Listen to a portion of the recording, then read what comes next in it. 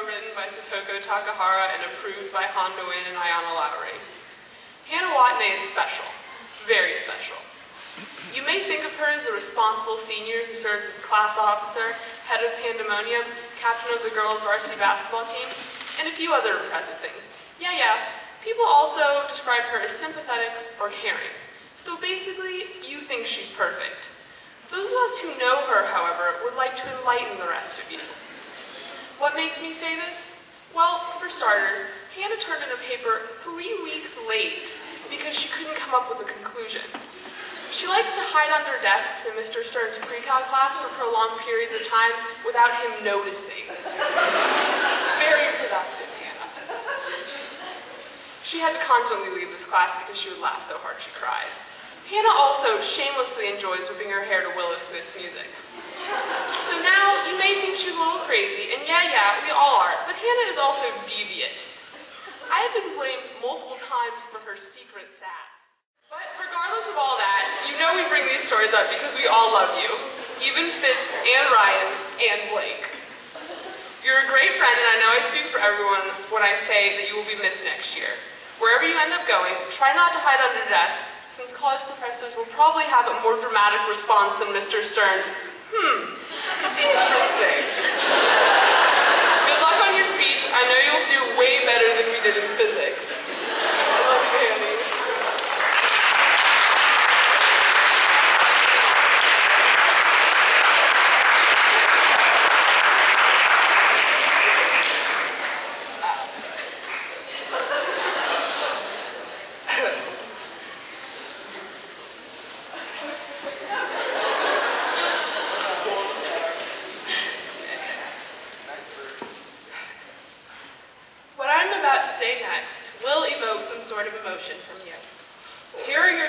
Suitable responses. You may A. Roll your eyes in disbelief, B. Burst out in laughter at the absurdity of my statement, C. Smile in a pitiable way that makes me feel better, or D. Totally emphatically agree with me. Are you ready? I, Hannah Watene, am a very confident person who doesn't let others bully her and fully participates in all of her classes. It's true. Since I was a little girl, I knew I had what it takes to not only face my fears, but conquer them. I could stand up to anyone, no matter how far above I stood over them. I would be the girl with all the answers, the child who would lead them. And how did I know? Allow me to share with you the story of my enlightenment. I was introduced to the perks of college life at a young age. My father was attending the Southern Baptist Theological Seminary, which for me meant health checkups that supplied my addiction to bubblegum-flavored medicine, ballet classes with little girls half my size, and best of all, access to the pool. So when the day arrived for my very first swim class, let me tell you, I was ready. Clad in my brand new American flag swimsuit, with swim cap in place, I faced the glistening water. It was beckoning me, urging me, toward its gentle waves. So naturally, I listened. Without waiting for any safety flotation devices or any instructions or any instructor, I marched myself right up to the shiny edge. But I didn't stop there. I kept marching straight into the water with what I assumed to be the full intention of walking on water. You will understand why I don't really recall the following events, but according to my sources, the instructor reached down and plucked me from the water, holding me up until I stopped coughing and spluttering water everywhere. Needless to say, I was enlightened. Confidence doesn't really work to my benefit. Fast forward to freshman year when I came to Collegiate. I imagine I had a sort of deer in headlights look as I sat in my classes, went to lunch, went home and told my mom about how insanely smart all the kids were, went to bed and woke up again. I was that stunned. Everything was different. Hada, English, geometry. Every class was like one big discussion group where all of my super smart classmates could voice their super smart opinions and theories based on their super smart analyses. The worst was Spanish class. You would think that after shadowing Mr. Davies' Spanish 2 class the year before, that I would realize that I would be required to speak in Spanish class. There I was, sitting in the back of Senora Enseña's class, crossing my fingers that she wouldn't call on me to answer any questions, or better yet, that she would just speak English for the rest of the class. I figured I would be unnoticeable if I just silently chilled at my desk while my classmates got the chance to show at their dazzling smartness. But after receiving my quarter grades, I realized that I unfortunately had been noticed.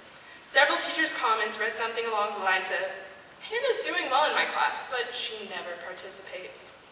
Even the parent-teacher conferences boiled down to the same thing, my lack of participation. It became a trend.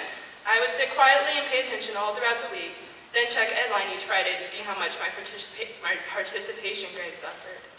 Once again, you would think that I would just participate, if not for the sake of my complete learning experience, then at least for the sake of my GPA.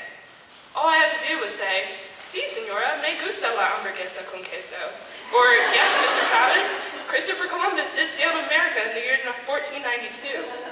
But even that small effort would have meant exposing myself to the possibility of being wrong, or of embarrassing myself in front of my classmates who I barely even knew. So I settled for silence.